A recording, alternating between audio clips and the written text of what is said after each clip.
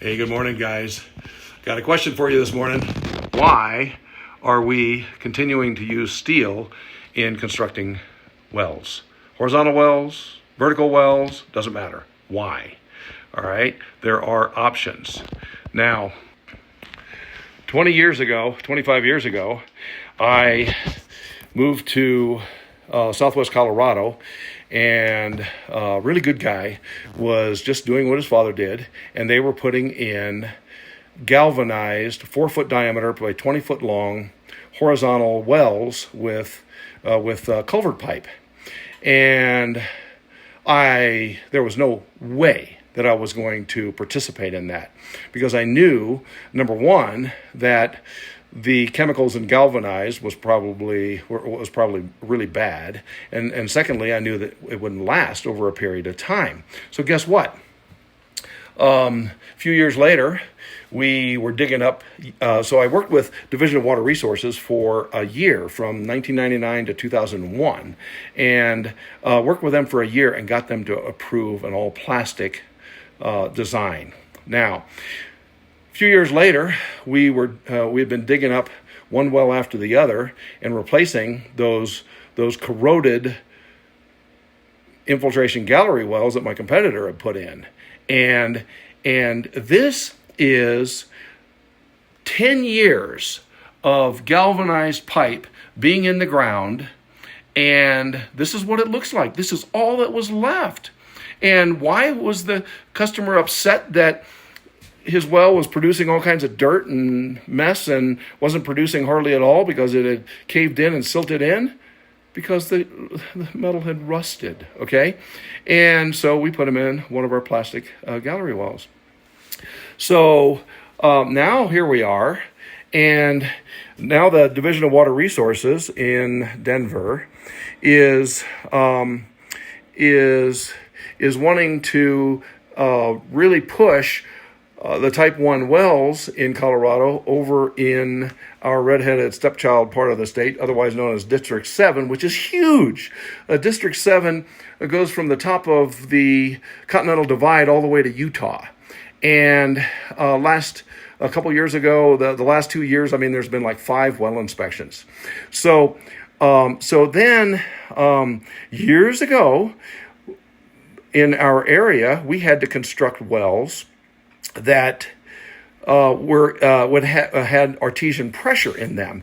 And this cake on my 66th birthday is an illustration of what the wells that we drilled look like. So we would drill down, and we would have some upper lenses of water that was basically sulfur water, and then we drilled a large diameter hole. And then we put in PVC pipe that had perforations only at the bottom.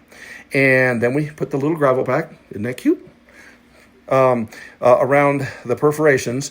And then we would drop in time-release 1/4-inch pellets that would seal off these upper lenses. I've got many well construction reports of this method being successful.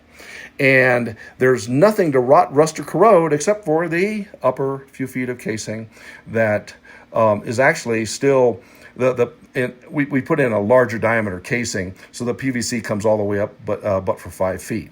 So then we've got our 12 inches because Mr. Chris Jones, our chief well inspector, is pretty excited about that regulation. So I made sure that this showed the 12 inches.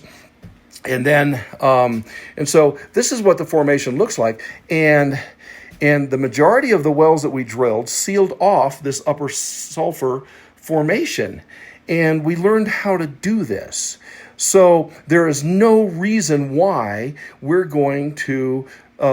why we should be regulated to put in 5-inch steel all the way down, do the Halliburton method of grouting all the way up, and then have that steel disintegrate from the inside out.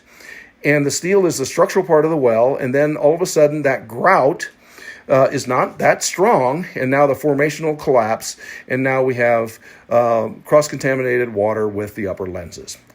And so all we're doing by using steel is kicking the can down the road. My son, my grandkids are going to end up having to deal with the corroding steel from all these wells. I mean, are we looking at 33 years? Are we looking at 70 years? Will the steel last that long? How about 35 years? We're just kicking these cans down the road. 15 years, 10 years, 60 years. Yeah, that was the gallery well. Okay, and so we're just kicking the can down the road by using steel. Okay, so now there's one question that hasn't been even asked, as far as I know, and that question is: can there be PVC that is built thick enough, maybe with a different PVC mixture, to where we can actually grout up against the PVC hundreds of feet down 1,000 feet if necessary, and the PVC will withstand the pressures of the grout?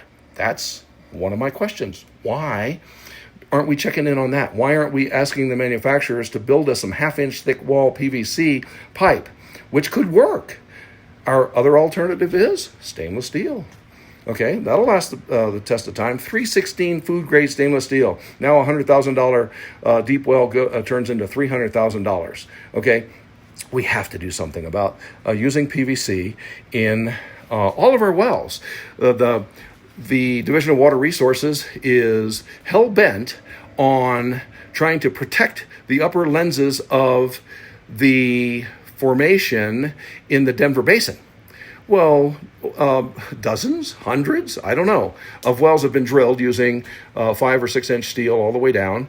And can you explain to me that when it's not a matter of if, it's only a matter of when, okay, that steel rusts out? Then there's going to be the collapsing that takes place from through the grout, and then the formation will start dumping on top of the pump, and then that pump is now stuck. Explain to me how anyone is going to repair that and keep those formations sealed off properly. I don't know. I've been doing this for 36 years. I don't know how somebody would fix that. And so all we've done is kick the can down the road with steel casing. We need to use PVC one way or the other. Use the slurry method. Use the bentonite. Use something. Get thicker PVC. We need a better solution for kicking the can down the road. And I've got a couple little gifts for our chief well inspector that is going to be a lot of fun.